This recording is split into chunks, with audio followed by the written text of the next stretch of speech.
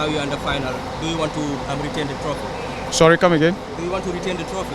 Of course, yeah. That's our determination. And we are hoping by Sunday.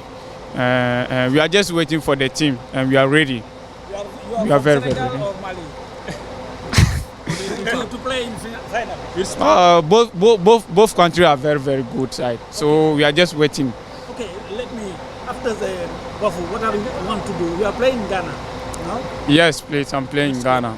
Okay, what do you aim after the competition?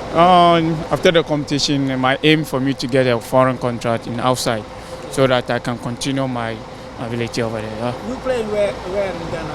Which team? Ashanti Gold. Ashanti Gold. Yeah. Yeah. With your performance, do you think you can break into the Black Stars end? Oh, that's my dream. That's my dream. I'm hoping this performance that I'm putting in Senegal, I'm hoping that things will go well so that the head coach will see me and invite me. It's my privilege. Thank you. You was among the group in 2017? Sorry? 2000, the last competition. Yeah, I was, but I got an injury, so I couldn't participate the tournament. Yeah. Thank you so much. Thank you.